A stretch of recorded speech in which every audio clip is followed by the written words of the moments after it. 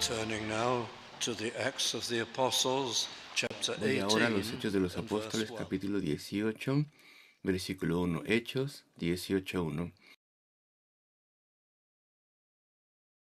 Pasadas estas cosas, Pablo partió de Atenas y vino a Corinto, y hallando a un judío llamado Aquila, o se encontró con un judío llamado Aquila.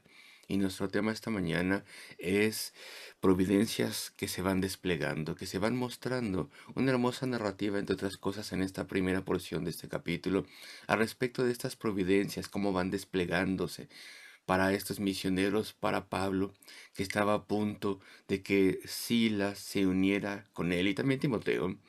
Y primero que nada quiero darles el encabezado de el fundamento de la fidelidad, porque estas providencias vinieron al apóstol Pablo, como vienen a todo cristiano, en su servicio fiel al Señor. A través de la fidelidad vinieron. Y mira este versículo. Pasadas estas cosas, Pablo partió de Atenas, donde había habido bendición y una iglesia establecida, pero no una grande iglesia. No grande en tamaño, grandiosa sí, buena sí, pero no muy grande. Era pequeña, estaba en una ciudad idólatra. No habría allí una gran bendición derramada en Atenas en aquel entonces. Y Pablo vino a Corinto. Él no falló en Atenas. Ya hemos hablado al respecto de esto. Es importante que lo notemos porque algunas personas, de hecho muchas personas lamentablemente hoy en día, tienen la teoría de que Pablo falló en Atenas y por tanto abandonó su método de simplemente predicar el Evangelio y que cuando vino a Corinto, él se comportó de una forma completamente diferente. Y la idea es que hubo menos predicación y hubo más milagros, etcétera. Eso no es el caso. El hecho es que Pablo fue completamente fiel a su método y la predicación fue la base de su obra en Corinto, así como lo había sido en Atenas. Esta teoría surgió en la última parte del siglo XIX por parte de personas que eran cínicas al respecto de la inspiración e infalibilidad de la escritura. Y empezaron a notar estas personas que el primer versículo del capítulo 18 parecía que estaba dejando a un lado los esfuerzos de Pablo en Atenas. Pasadas estas cosas, según pensaron ellos, no hay nada más que decir, decían ellos. Y pocas personas habían sido convertidas, según ellos. Evidentemente fueron más personas que las que se nombraron, y dijeron, Pablo salió de Atenas, no se quedó mucho tiempo allí, y de aquí entonces vemos fallas. Pero cuando miramos, por ejemplo, el versículo 18, vemos que se usa el mismo lenguaje respecto de Corinto. Mas Pablo, habiéndose detenido aún allí muchos días, después se despidió de los hermanos. Ahí no hay ningún resumen de todos los logros. Sin embargo, uno de los notables más notorios, y de hecho el primer converso de Corinto, ni siquiera es mencionado por Lucas. Se tiene a Estéfano y su casa, por ejemplo, que se menciona en diferentes ocasiones en la primera de Corintios, y una persona fundamental, el primero que fue convertido, ni siquiera se menciona. Y Lucas así acostumbra. Cuando él avanza en la narrativa de una parte a otro, él utiliza enunciados conjuntivos y dice muy poco. Y esto no es un indicio de que se haya logrado pocas cosas. Vemos que se lograron muchas cosas en Corinto y aún así Lucas avanza con sus comentarios de esta forma. Así que no tenemos que adjuntar un significado negativo. Aquí donde dice pasadas estas cosas, Pablo partió de Atenas. Se estableció una iglesia. No fue tan grande, claro, como aquella que se estableció en Corinto, pero no fue una falla en absoluto. No era la voluntad de Dios que hubiese allí un gran avivamiento en Atenas. Era la principal ciudad de idolatría en toda Grecia. Y entonces iba a haber un logro más pequeño que el Espíritu Santo concedió ahí. Y quiero ver uno o dos versículos en el capítulo 18, el 4, por ejemplo. Y disputaba en la sinagoga todos los sábados y persuadía a judíos y griegos. Eso ya lo estudiamos antes. Persuadía, razonaba respecto de su caso de una forma explícita, de una forma lógica. Y persuadía a judíos y a griegos. Muy importantes palabras, lo cual indica que él estaba expostulando, explicando, razonando bastante, probándoles que Jesucristo era el Cristo, que Jesús era el Cristo, y alentándoles a que vinieran a la salvación. Mismas palabras, mismo método, misma persuasión, perdón, misma predicación persuasiva que podemos ver en otras partes. Así como predicaba en Atenas, así también predicó en Corinto. Y aquí tenemos a Corinto, versículo 1, y vino a Corinto, la cual era la capital de aquel entonces de la provincia romana de Acaya. Y después Atenas cambió de estatus a la capital, pero así como Atenas era la capital cultural, así Corinto era la capital comercial y también legal. Y vino a Corinto, un gran lugar para mercadeo. Estaba sentada en rutas de mercadeo con dos puertos y también se tenía rutas terrestres de mercadeo, de modo que era una ciudad muy rica, era una ciudad como cosmopolita, toda nacionalidad se encontraba allí, debido a que era una ciudad rica, también había mucha pobreza, había mucha gente muy rica, claro, muchos griegos y romanos ricos, y bueno, entonces también había muchos esclavos.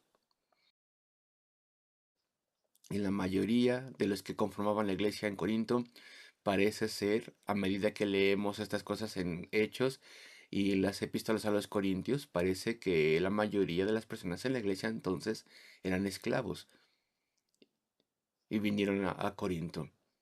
Y nosotros podríamos ser descritos como la iglesia como la de Corinto, porque eran notorias las iglesias por la arquitectura griega.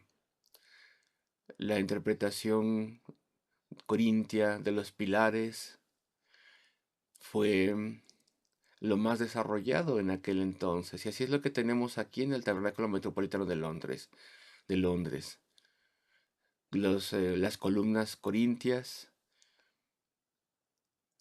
aquí en el Tabernáculo Metropolitano de Londres, están allí afuera, porque cuando vino Spurgeon y otros aquí en Londres y se construyó el tabernáculo, querían tener un frente griego, porque el griego es el lenguaje del Nuevo Testamento y de la iglesia primitiva.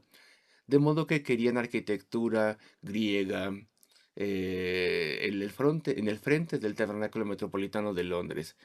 De modo que podemos decir que el frente del tabernáculo es un frente corintio. Sin embargo, en aquel entonces, Corinto era una ciudad perversa. Era notoria por su inmoralidad en aquel mundo antiguo. Había prostitución en ese lugar que se incorporó a su adoración del templo y su idolatría. Era una ciudad perversa hablando de forma moral. Y si Atenas sería difícil debido a que se pensaban intelectuales y su idolatría y la gran fascinación que se tenía en la filosofía griega y debido a que las personas necesitaban estar unidas a estas cosas. Y si era difícil Atenas, cuánto más difícil fue Corinto, que era un lugar tan inmoral, tan horrible en ese sentido, pues iba a ser muy difícil. Y a pesar de esto, a través del poder del Espíritu, iba a haber gran bendición aquí. Y entonces quiero hablar por un momento al respecto de la fidelidad de Dios. Fue completamente fiel a su cargo, a su deber, completamente fiel a lo que Dios le dio por hacer. Vamos un momento a primera a los Corintios, capítulo 2, primera a los Corintios, capítulo 2, y podemos ver a Pablo en los primeros 6 versículos y vemos la narrativa de las cosas y cómo él predicaba. Así que, hermanos, cuando fui a vosotros, no fui con altivez de palabra o de sabiduría, a anunciaros el testimonio de Cristo. No quiere decir que él no creía en una predicación persuasiva, más bien lo opuesto. Esto significa que él no adoptó ahí en en Corinto, ninguna filosofía griega para poder atraer la atención de las personas ahí. Él predicó el evangelio. Era un razonamiento del Evangelio, versículo 2. Eso es lo que él dice, porque no me propuse saber algo entre vosotros, sino a Jesucristo y a este crucificado. Toda su predicación fue para persuadirles, en el caso de los judíos, persuadirles de que Jesucristo era el Cristo prometido durante siglos, y en el caso de los griegos, los gentiles, persuadirles de que había un Dios y que era santo, y que estamos separados de Dios y que necesitamos un mediador para reconciliarnos para con Él. Y Cristo era el mediador, quien era Dios, quien vino a sufrir y morir por pecadores. Versículo 3, y dice, y estuve yo con vosotros con flaqueza y mucho temor y temblor, con debilidad. Parece que tenía gran temor en Pablo, tenía gran temor. Cuando fue a Corinto, gran ansiedad. Recordemos que ya había sufrido gran persecución de camino. A través de la primera y la segunda misión hubo tribulaciones, golpizas, privaciones, sufrió la hostilidad de los judíos y los gentiles también. Entonces, parece que había un temor creciente al respecto de las personas y a pesar de esto él fue fiel. Y estuve yo con vosotros con flaqueza y mucho temor y temblor. Estoy leyendo la Biblia Reina Valera Antigua, versículo 4. Y ni mi palabra y ni mi predicación fue con palabras persuasivas de humana sabiduría, ninguna enseñanza griega o filosofía humana, más con demostración del Espíritu y de poder. ¡Cuánta necedad! Cuando algunos carismáticos dicen, ahí tienes, él no predicó, sino que obró milagros. Ese es el método que utilizó y este es el método que necesitamos hoy en día. Y estos carismáticos no leen bien el pasaje. Mira el versículo 4.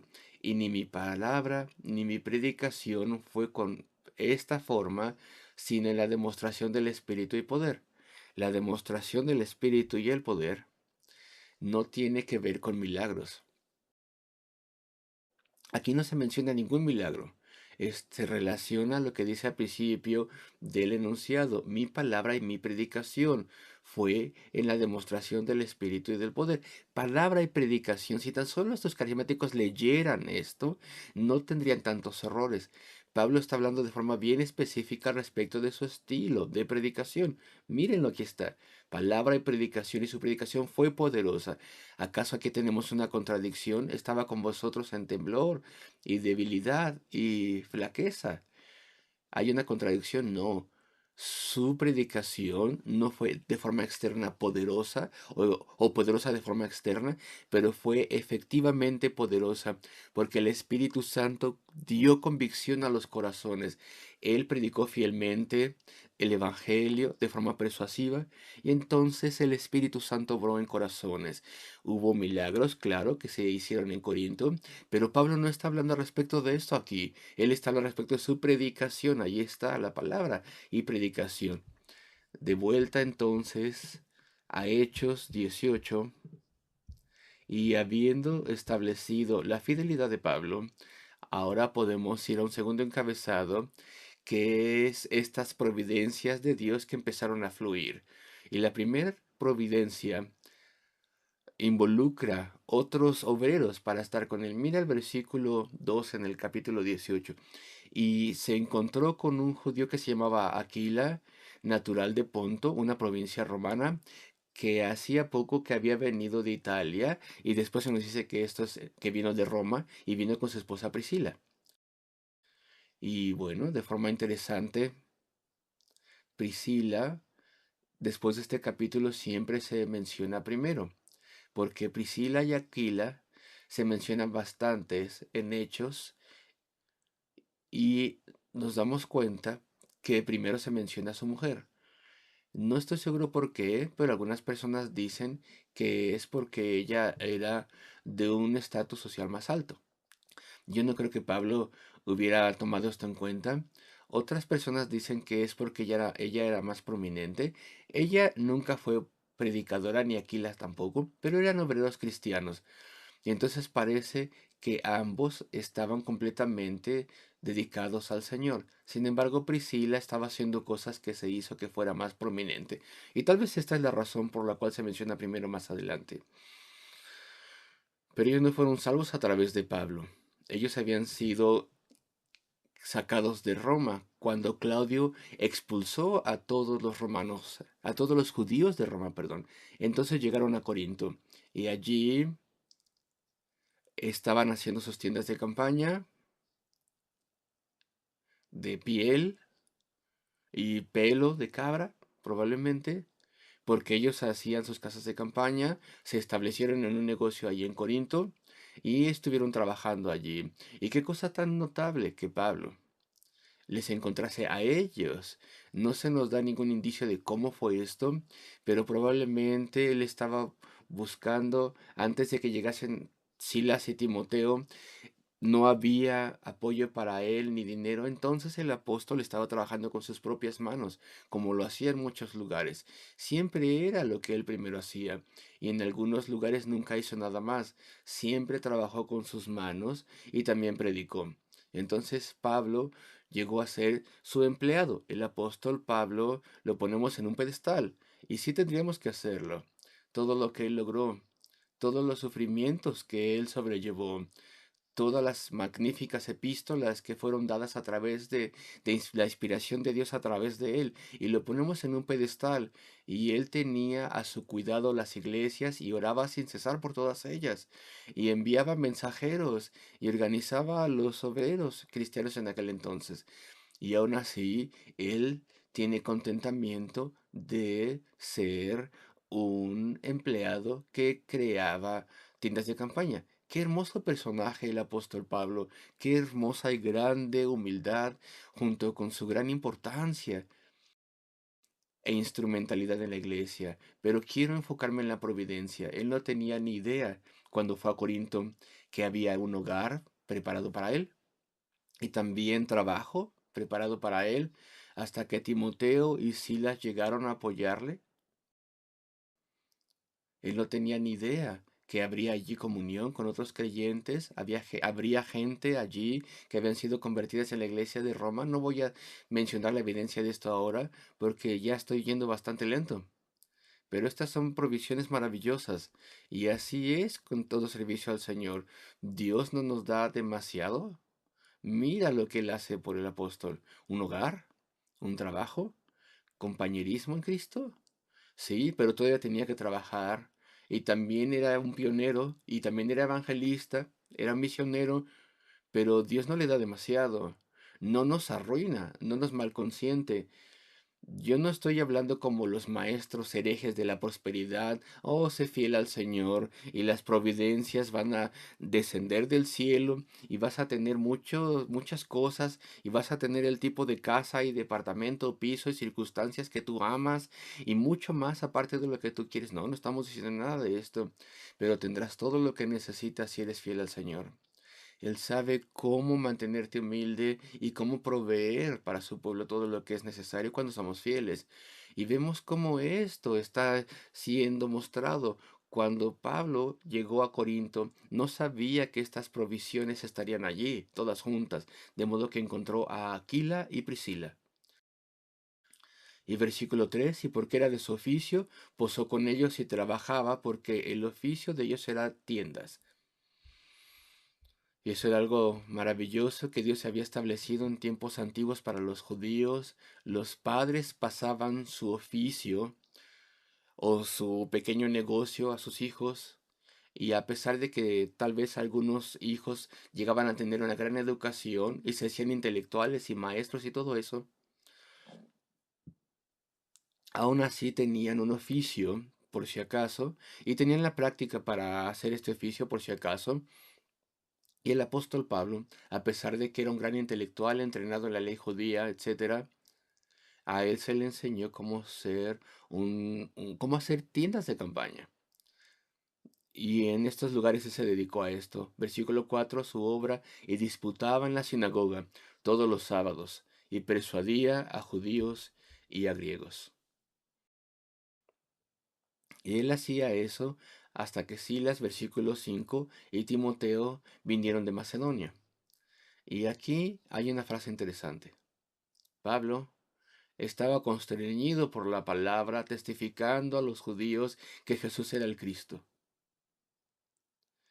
Y me pregunto si tú has meditado esto. Tal vez no tiene mucho sentido.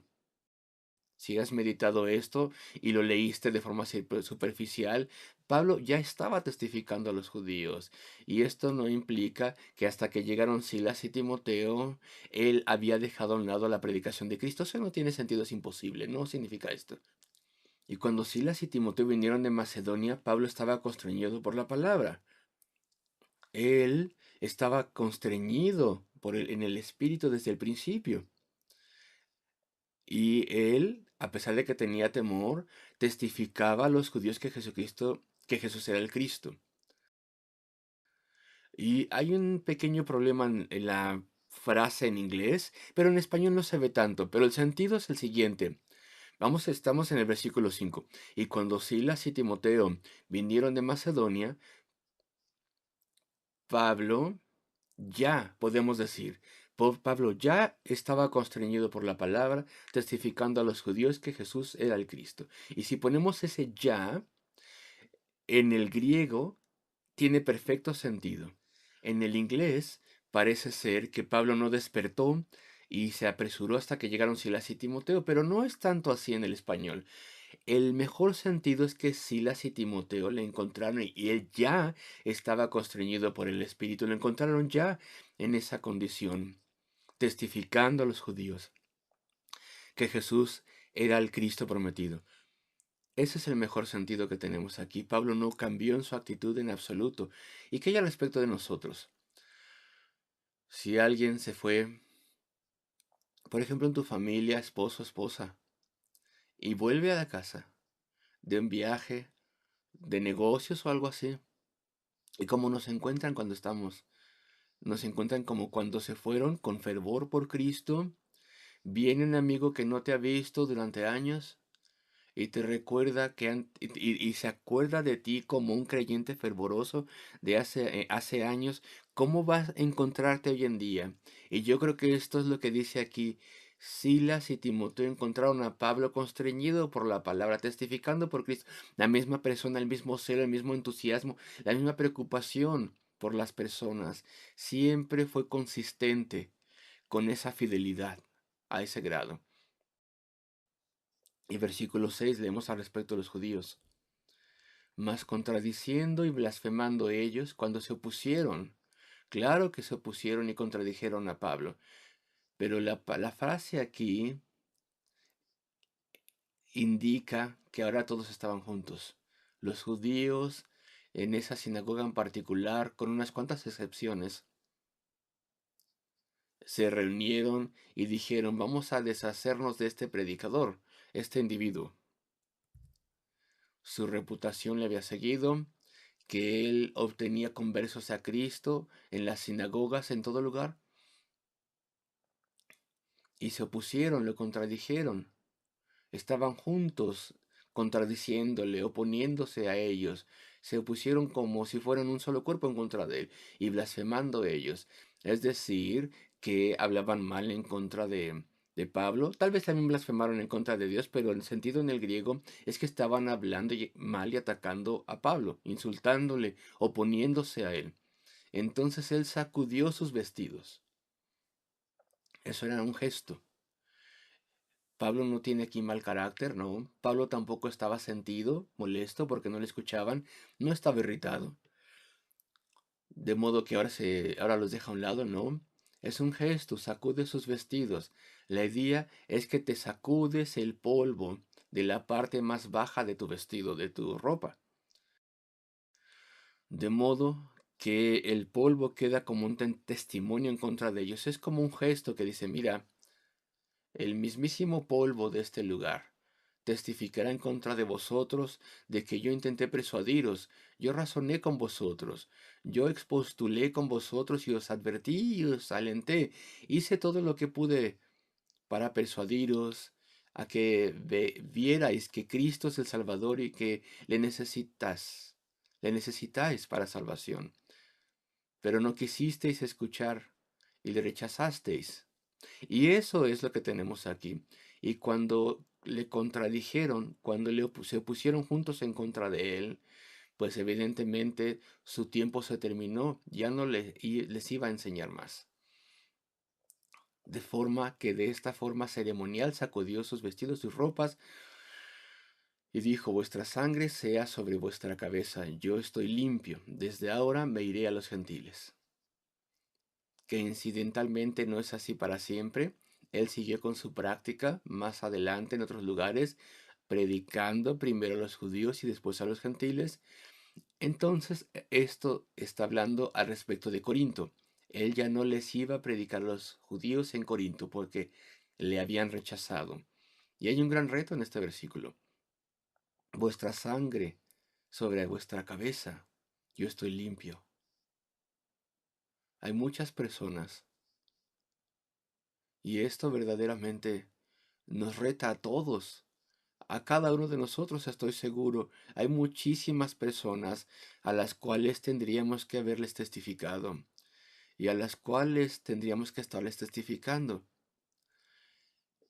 Y quitamos de la mente el pensamiento de que somos responsables y Dios nos va a hacer responsables porque no dijimos nada. Escucha las palabras una vez más. Vuestra sangre sea sobre vuestra cabeza. Esto viene de Ezequiel, desde luego, se toma de ahí. Aquí tenemos a Ezequiel hablando al respecto de la atalaya. Si la atalaya no advierte a la ciudad cuando viene el enemigo, entonces Dios hará que el atalaya sea responsable por la pérdida de la ciudad. Os advertí, dice el apóstol Pablo. Debo llamaros a Cristo y advertiros. Si vosotros no venís, es un asunto de juicio y muerte eterna, castigo eterno. Vuestra sangre, hay consecuencias. Vuestra sangre es sobre vuestra propia cabeza, pero yo estoy limpio. ¿De qué forma el Señor nos reprobará y nos disciplinará y nos castigará? ¿Retirará alguna bendición de nosotros debido a que no le hablamos a las personas a las que les deberíamos hablar? Y debido a que no buscamos ganar a aquellos para Cristo que están cerca de nosotros, yo no les puedo decir cómo, pero hay alguna forma en la cual tendremos alguna desventaja y seremos disciplinados si callamos y no testificamos el Evangelio. Sin embargo, Pablo dice, estoy limpio. Él vivía teniendo en cuenta esta responsabilidad en todo momento. Toda ciudad a la cual iba, en todo lugar al cual visitaba, él tenía una responsabilidad de Dios, de que hablase el Evangelio. Y aquí tenemos otra provisión. Y aquí tenemos una provisión del lugar de reunión. Si él no se podía reunir con los judíos y hablarles a ellos, pues entonces ¿dónde iba a ir? ¿Qué es lo que iba a hacer? Versículo 7. Y partiendo de allí, entró en casa de uno llamado Justo. Creemos que Justo es el mismo hombre que en otra parte se le llama de una forma diferente.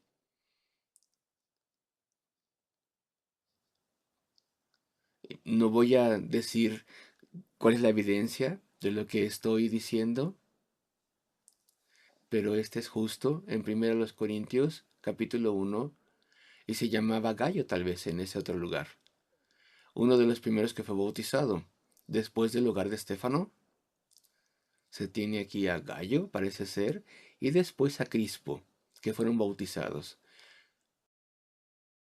Versículo 7. Y entró en la casa de este hombre temeroso de Dios, la casa del cual estaba junto a la sinagoga. Era una casa muy amplia, una casa muy grande. Entonces toda la iglesia, en el tiempo del apóstol que fue formada ahí en Corinto, pudo caber allí, en esa casa, justo al lado de la sinagoga. Y partiendo de allí entró en casa de uno llamado Justo, temeroso de Dios, la casa del cual estaba junto a la sinagoga. no era un judío, sino un proselita. Él hablaba griego, se había adjuntado a los judíos y había sido admitido a la fe judía de alguna forma, la cual casa estaba junto a la sinagoga. Él había escuchado a Pablo y había sido convertido. Ahora tenían un lugar juntos ahí para reunirse. Y esto hizo que hubiera un testimonio continuo para los judíos, que la iglesia cristiana estaba justo al lado de ellos. Y otro converso, versículo 8. Crispo, el prepósito de la sinagoga, el oficial de la sinagoga. Él creyó al Señor con toda su casa, y muchos de los corintios oyendo creían y eran bautizados. No dice como dicen los carismáticos, muchos corintios vieron los milagros y creyeron, no. Los corintios oyeron y creyeron. Exactamente el mismo método que el apóstol usó siempre. Predicó el Evangelio, las personas oyeron y el Espíritu aplicó el Evangelio a sus corazones y fueron regenerados y convertidos. De modo que ahora Crispo, la sinagoga había perdido a su oficial principal porque él creyó con toda su casa. Y una vez más, dirían algunos que había niños en esa casa, niños pequeñitos, bebés que fueron bautizados. Pues no puede ser, porque el texto claramente dice que su casa creyó. Entonces, el hogar de Crispo, allí en su hogar, toda persona por lo menos tenía suficiente edad para creer ellos mismos.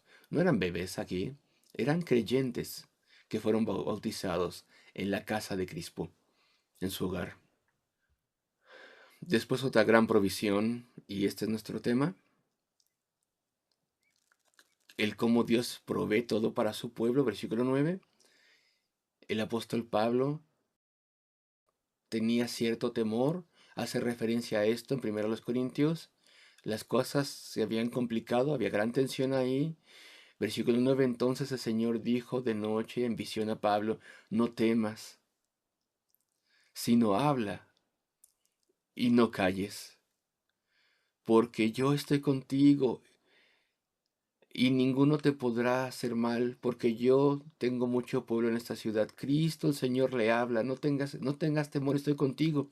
El mismísimo Cristo que le habló a él en el camino a Damasco, le apareció a él y ahora le habla en una visión.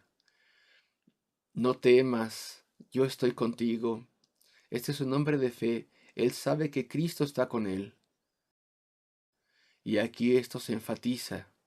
Es enfatizado para él y es aplicado a él de una forma especial para que tuviera un confort especial debido a todos los sufrimientos que él había tenido. Y él casi está temblando. Dice, oh, voy a otro lugar a sufrir. Tal vez él hubiera suponido que iba a tener los mismos problemas, pero no en Corinto. El Señor le dice, por los próximos 18 meses tendrás un tiempo de servicio positivo y no habrá persecución. No siempre va a ser así.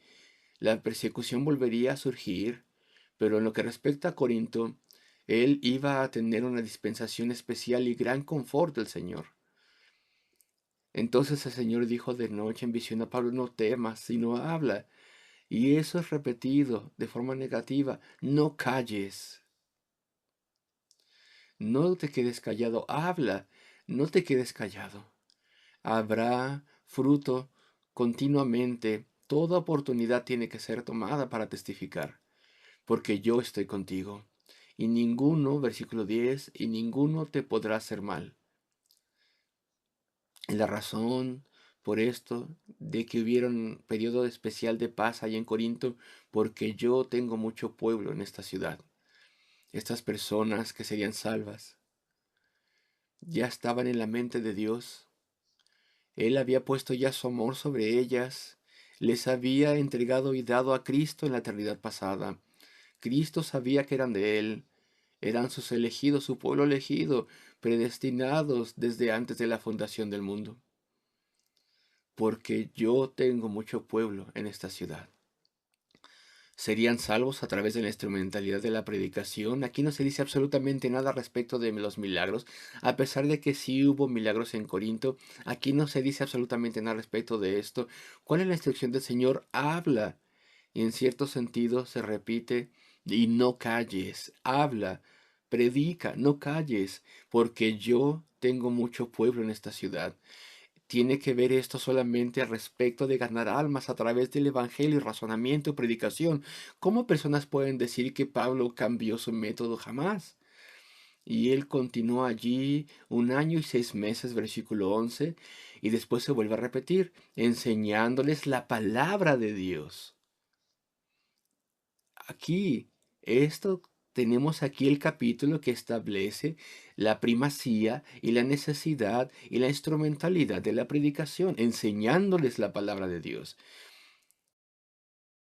Y aún así, el estándar de exégesis es tan lamentable, el estándar de los carismáticos, que ellos enseñan a su pueblo que este capítulo dice que Pablo abandonó la predicación y obró milagros. ¿Cómo pueden deducir esto a partir de esto, enseñándoles la palabra infalible de Dios? Otra provisión, la promesa mantenida. De repente hay problemas, versículo 12. La promesa guardada. Y siendo Galión procónsul de Acaya, de esa parte de Grecia, un procónsul romano, los judíos se levantaron de común acuerdo contra Pablo, insurrección, y le llevaron al tribunal. Hubo ahí hostilidad y oposición, en común acuerdo en contra de Pablo. Ellos se pusieron de acuerdo también así en la sinagoga y en Corintios, para que Pablo ya no les enseñase, y ahora se pusieron de acuerdo también. Esto es algo planeado. Vamos a ir al tribunal, vamos a pedir tiempo delante del gobernador romano y vamos a ir allí a ese lugar de Corinto con grandes pilares detrás. Vamos a ir ahí habiéndoles avisado de ello y vamos a acusar a Pablo que tiene diferentes crímenes. Fueron al tribunal. Y entonces tal vez Pablo en su corazón estaba pensando, oh, va a pasar esto una vez más. Bueno, pasaría en el futuro, pero no ahí. Porque él ahí tenía una promesa de Dios, de una provisión especial. Y entonces, de común acuerdo contra Pablo, una gran multitud, y supongo que el líder era el líder de la sinagoga y el hombre que sería escuchado a través de esto era el sucesor de Crispo, porque Crispo había sido el líder de la sinagoga allá en Corinto y él ya había sido convertido y tuvo que ser reemplazado. El hombre que le reemplaza se nos dice que se llamaba Sóstenes y él muy probablemente sería el hombre que presentó el caso en contra de Pablo. Entonces le trajeron al tribunal, versículo 13. Si Sóstenes o algún otro orador apoyado por Sóstenes hubiera dicho, este persuade a los hombres, un hombre es un nadie. Pablo no es nadie especial, todo se hace de una forma denigrante. Este persuade a los hombres. Recuerden como aquí el versículo dice que él persuade. Acuérdense que Pablo persuade bien. Entonces dice, versículo 13, diciendo que éste persuade a los hombres a honrar a Dios contra de la ley. ¿Cuál ley? La ley judía. ¿Qué significa esto? Los judíos se están quejando de que su ley está siendo quebrada por Pablo en una ciudad griega bajo el imperio romano. ¿Qué tiene que ver su ley con todo esto? Bueno, pues es lo siguiente. Los judíos eran tolerados por los romanos ahí en Corinto. Todos habían sido expulsados de Roma, pero eran tolerados ahí en las provincias. Y bajo la ley de Roma, los judíos podían enseñar, por así decirlo, eran una fe registrada, una fe permitida en ese lugar. Y el caso que los judíos estaban intentando probar en contra de Pablo es el siguiente. Tú puedes pensar que este hombre es uno de nosotros, pero no lo es. Su enseñanza no es permitida entre nosotros que somos judíos. Nosotros decimos que es en contra de nuestra ley, por tanto, no tendría que tener el reconocimiento de Roma que sí tenemos nosotros los judíos. Nosotros decimos que él es un hereje y él no es uno de nosotros. Y entonces no debería tener la protección de una religión tolerada por Roma y reconocida. Así que tendrías que resolver este caso. Este es el caso que se tiene aquí. Espero que lo haya explicado claramente. Es el caso que le presentan a Galión. No es uno de nosotros, se enseña en contra de nosotros. Y claro que no era así. Era ellos, los judíos, que habían dejado su propia ley. Y Pablo estaba enseñando exactamente de acuerdo al Antiguo Testamento, diciendo que Cristo era el Salvador prometido, el que era predicho, y ese era su caso. No lo reconocemos nosotros judíos, por tanto, tendría que ser intolerable a ustedes pensando que causa problemas, y no tendría que tener ningún reconocimiento de Roma. Y Pablo tiene que haber pensado, ahí viene una vez más todo esto cayendo sobre mí una vez más. Y estaba a punto de hacer su defensa, versículo 14, y comenzando Pablo a abrir la boca, ni siquiera pudo empezar a hablar. Galión dijo a los judíos, si fuera algún agravio, si me estuvieras trayendo un verdadero crimen, oh judíos, conforme a derecho yo os toleraría. Mas si son cuestiones de palabras y de nombres y de vuestra ley, no tiene nada que ver conmigo, nada. Yo no voy a ser un juez de estas cosas. Lidiad con esto vosotros. Y claro que ellos no podían resolver esto, porque Pablo ya había sido sacado de la sinagoga. No era parte de ellos, ya no. Eso es lo peor que podían hacer los judíos, expulsarlo de su sinagoga. Y ya lo habían hecho. ¿Y qué podemos hacer en contra de él? Dijeron ellos. Si tú no le vas a juzgar y nosotros no podemos juzgarle, ya hicimos lo que podíamos hacer, el sacarlo de la sinagoga. Eso significa que él se va tranquilo, sin problemas. Y Galión no tenía ningún interés en esto. Tú tráeme crímenes. No me traigas estas cosas religiosas complejas. Yo no voy a resolver nada de esto. Y cuando leemos entre líneas aquí, el versículo 16 es fascinante. Y los echó del tribunal. ¿Por qué? Porque los manejó duramente y los echó afuera. Seguro que él no iba a hacer una cosa así. ¿Por qué rechazar su caso? ¿Y por qué echarlos así? Bueno, si leemos entre líneas aquí, si leemos entre líneas, tal vez se quedaron por ahí ellos. Sóstenes y los demás se tenían que haber sorprendido que los judíos no le escuchaban. Por así decirlo, tal vez se quedaron, pero su señoría, tienes que escuchar. Estaban insistiendo ellos, no se iban. No, no querían aceptar un no. Esa tiene que haber sido la respuesta o la razón por la cual el gobernador Galión le dijo a las personas, échalos de aquí, quítalos de aquí. Y fueron echados fuera del tribunal, arrastrados fuera de ahí, de una forma bastante indigna. Y yo creo que podemos leer entre líneas estas cosas. No sería normal que los líderes de la comunidad judía de Corinto fueran maltratados, pero fueron echados fuera, eran tan tercos, tan renuentes a aceptar el veredicto. Y veamos esta provisión al final del pasaje, el encuentro, versículo 17. Entonces todos los griegos, y yo me pregunto si tú estás leyendo esto en tu Biblia, es fascinante. Todos los griegos tomando a Sóstenes, el oficial de la sinagoga, el que siguió después de Crispo, y le herían delante del tribunal. Los judíos que fueron echados fuera del tribunal, de pronto, y esto, así es como yo lo entiendo, de pronto parece que inspiraron a los corintios que estaban allí a expresar su actitud de prejuicio en contra de los judíos y a agarrar el hombre que presentó el caso y golpearlo. De modo que el líder judío de la sinagoga, quien presentó el caso o quien apoyó el caso para los judíos aquí, recibió una golpiza. Y Galeón ni siquiera hizo nada al respecto. No estaba interesado en esa conmoción. Estaba sonriendo dentro de sí, por así decirlo. Estaba sonriendo. No, esto no fue en contra de Pablo, o los cristianos tampoco.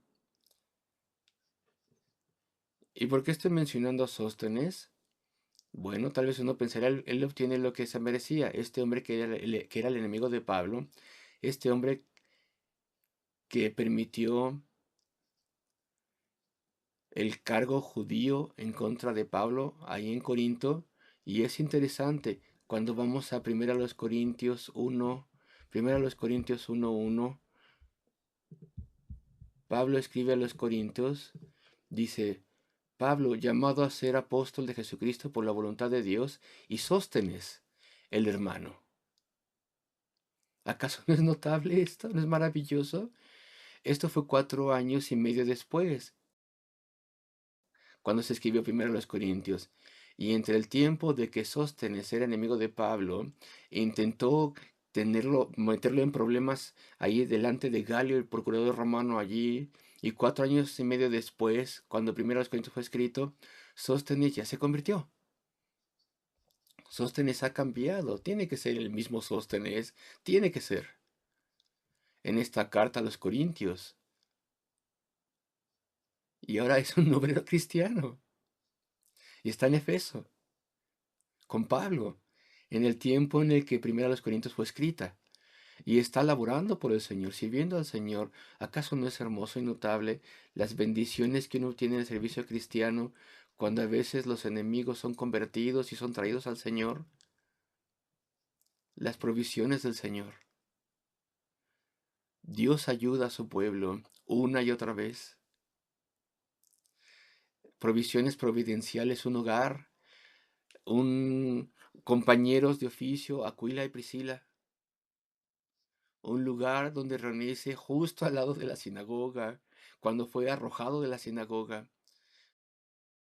porque el hombre que es el dueño de esa casa al lado de la sinagoga fue convertido. Después otros fueron salvos, y luego la visión nocturna, que dio gran certeza a Pablo de que nadie le heriría en el tiempo que estuviera en Corinto. Providencias. ¿Y tú tienes providencias así también? No riquezas, no. Dios no nos malconsiente, sino en su servicio. Si tú vives tu vida para servirle, no solamente vienes el domingo en la mañana y le amas y vives por él y le sirves y oras a él, nosotros como iglesia y como individuos también tendremos constantes providencias que se desplieguen delante de nosotros. Eso es aliento para nosotros en este momento.